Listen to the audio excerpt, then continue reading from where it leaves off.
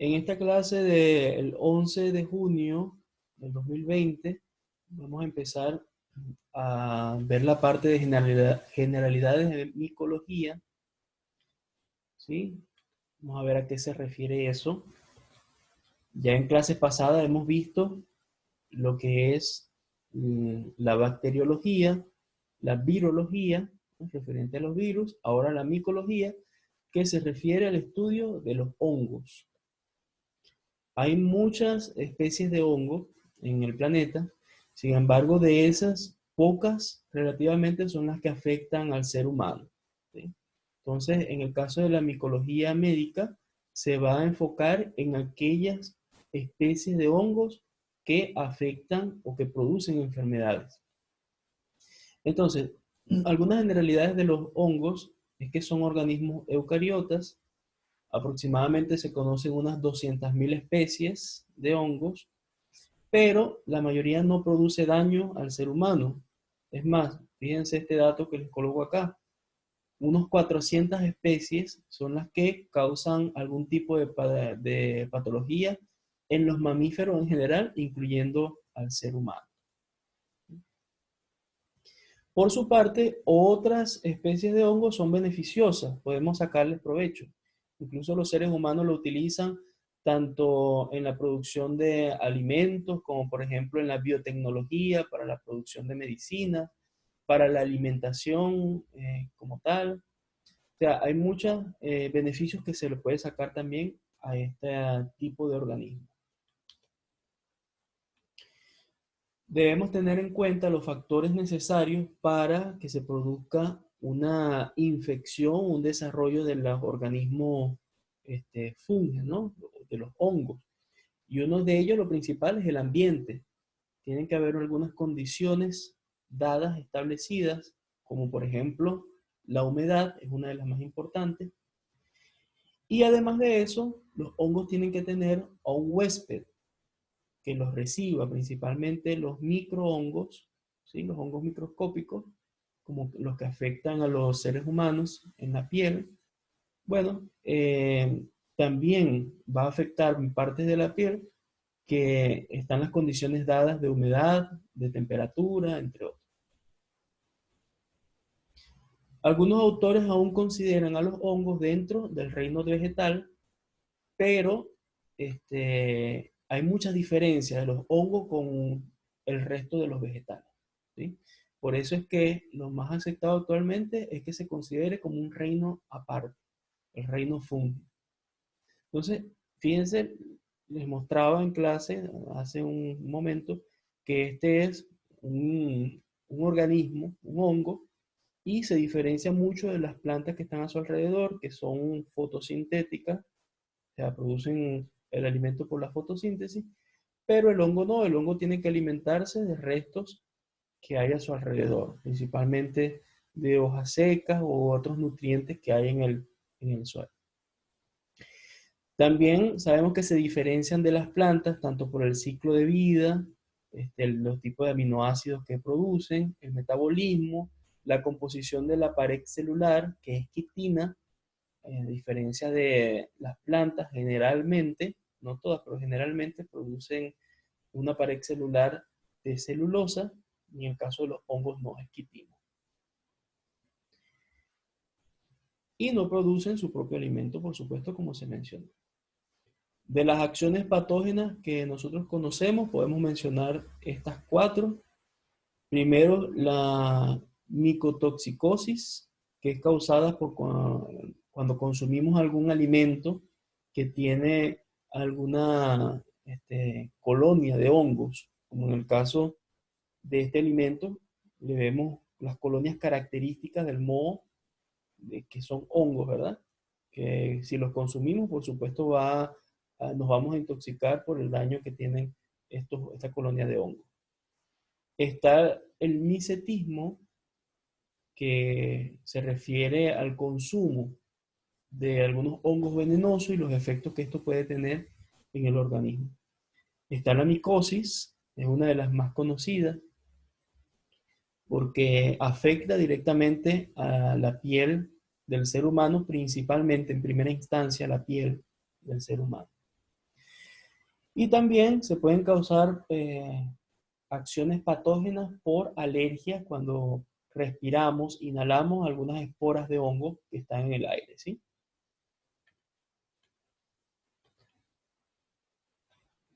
Hay algunos factores que predisponen a las personas para tener algún tipo de afección causado por hongos, principalmente las condiciones higiénicas y sociales en las que vive la persona.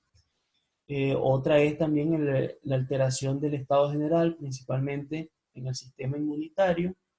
La edad, hay edades en las cuales la persona es más propensa para sufrir este tipo de enfermedades causadas por hongos, principalmente la micosis. Y la profesión, generalmente si la persona tiene que estar muchas horas al día encerrado en una parte húmeda o con un calzado inadecuado, ¿sí? Entonces se dan esas condiciones de humedad y de temperatura para que se desarrollen los hongos en la piel. Y además, acá podemos ver algunas otras características que tienen los hongos. Ya habíamos mencionado que son eucariotas, son heterótrofos, también que son dimórficos, es decir, tienen una fase micelar y una fase como levadura, que la pared está formada por quitina principalmente y además de otros polisacáridos también. Habíamos hablado de la ausencia de clorofila, que son saprofíticos, ¿sí? Quiere decir que se van a alimentar de restos orgánicos y algunos organismos muertos. En cuanto a la reproducción, puede darse reproducción sexual o asexual, ya la vamos a ver más adelante, y la membrana, principalmente esteroles. Entonces, el crecimiento fúngico puede darse bien sea por levaduras, mongos, esporas o hifas, micelos, conicidios. Ya vamos a ver acerca de eso. Empezando por las levaduras. ¿Cuáles son las características? Primero que son unicelulares, son muy pequeñas, son esféricas también, importante esto. El tipo de reproducción que se da en ello es gemación, como lo vamos a ver un poco más adelante. Va creciendo otro organismo a partir de la célula principal, la célula madre. Va creciendo otro organismo que al final se separa. Hay que diferenciar la gemación de lo que es la mitosis, ¿no? Ya vamos a ver y vamos a hablar un poco más acerca de la diferencia en cuanto a la gemación. Las colonias que forman, redondas, pálidas, y realizan una descomposición por fermentación, y esta es una de las características que más se le saca provecho a las levaduras en la industria, ¿sí? Por su fermentación. Luego tenemos los mohos, en este caso son multicelulares, están formados por hifas. Las hifas van a ser eh, algunas alargaciones de células, una encima de otra, que van creciendo por su parte apical, ¿no? La parte de arriba. La reproducción se da por esporas y van a crecer también en condiciones húmedas y cálidas, ¿sí? Ven acá la característica filamentosa que tienen algunos alimentos cuando se van creando estas colonias. Ajá, bueno, luego tenemos las hifas que se van a generar por esporas también. Es un tubo alargado germinativo, quiere decir que va a ir creciendo conforme se van sumando células en el extremo, ¿no? De las hifas. Van a construir estructuras filamentosas y algunas van a estar con presencia de tabiques, se llaman hifas septadas, y otras sin el tabiques son las hifas aceptadas. Algunas forman rizoides, algunas tienen formas nodulares, ¿sí? Eso va a depender de la especie en particular. Luego tenemos los micelos, ¿sí? Cuando hablamos de micelos nos referimos a un conjunto de hifas con un aparato vegetativo, ¿sí? Va a tener una forma aérea, como ustedes lo pueden observar acá. Destacamos las esporas, ¿sí? Cómo las esporas se dan por la condensación del citoplasma con el núcleo, en el caso de la célula, y esto se va a dar precisamente porque las esporas van a ser bastante resistentes, ¿no?, a condiciones no adecuadas. Y entonces van a esperar hasta que las condiciones sean adecuadas y van a empezar a desarrollarse en colonias. Tenemos los conidios, ¿sí? Se refiere a esporas asexuales inmóviles, formada a partir de una perdón, de una célula. Eso va a depender, y también en este caso se destaca la resistencia que tiene a la desecación los conidios, ¿eh? Es decir, a unas condiciones que no sean las adecuadas, como por ejemplo en el caso de falta de humedad. Sin embargo, ellas pueden ir este, formándose o manteniéndose en esas condiciones de desecación. Bueno, en cuanto al metabolismo, podemos decir o repetir, ¿no?, que son heterótrofos y según la nutrición pueden ser saprófitos, que son los que adquieren el alimento de materia orgánica muerta, pueden ser parásitos, tienen su alimentación a expensas del hospedero, o holozoicos, ¿sí? Son aquellos que van a secretar una enzima que produce una lisis, es decir, destruye la célula para poder absorber esos nutrientes que tiene la célula. Entonces hay unas sustancias que ellos van a estar secretando, pero es con la idea de ir destruyendo esas células para ir consumiendo sus nutrientes. Bueno, acá les dejo un poco más de especificaciones en cuanto a la nutrición.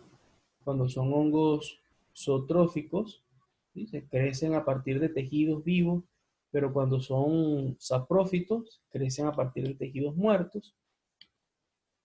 Vamos a ver, acá sí podemos observar.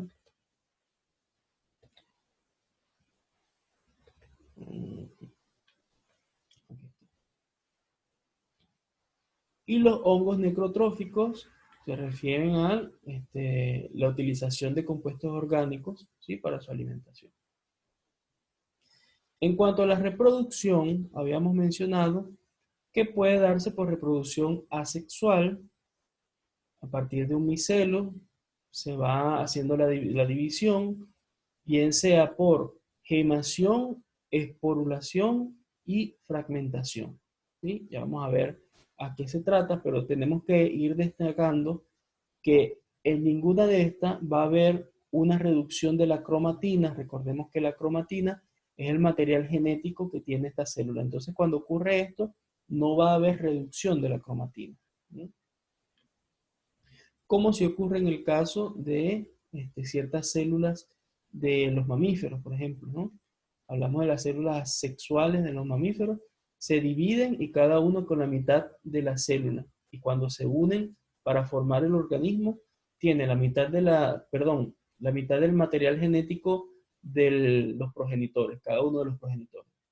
En este caso no. En una gemación directamente sale otro organismo sin reducción de cromatina, va a crecer y no va a hacer falta algún tipo de reproducción sexual. Si hablamos de la gemación, había mencionado anteriormente, directamente va a salir un organismo a partir del organismo madre, va a ir creciendo, así como en este caso que les estoy señalando en este momento, está la célula, está un pequeño organismo que va a ir creciendo y se va a separar, y al final, cuando se separa, tiene la misma cantidad genética de material genético de la célula madre, ¿sí? Es una simple separación. Por otra parte está la fragmentación. Principalmente se puede observar con más claridad en las hifas. Esa ese organismo va a ir creciendo y a su vez se va a ir fragmentando para dar paso a una formación de colonia. Así como en este caso, va a ir creciendo por su parte apical, la parte superior, y van a ir saliendo fragmentos como estos, ¿sí? Va a ir creciendo y saliendo otro fragmento, luego otro fragmento, y así sucesivamente.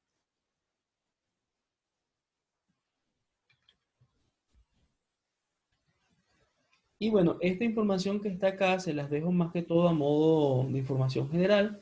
Habíamos dicho al principio que algunos autores dividen al, a los hongos dentro de un reino particular llamado reino fungi y se va a clasificar en estos 4 grupos principales que nosotros vemos acá. Se lo dejo como información adicional. Y eso gracias a las grandes diferencias que hay también con los vegetales, como dijimos anteriormente.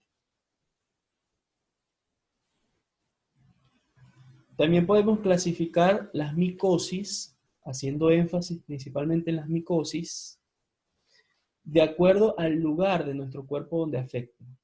Hay algunas que afectan partes internas, como partes subcutáneas, incluso partes profundas de nuestro cuerpo, nuestros órganos, pero las que son mayormente visibles son las externas, por supuesto, se dan en partes cutáneas, superficiales, algunos son oportunistas, es decir, están presentes en la piel hasta que se dan las condiciones y surgen nuevamente, ¿sí?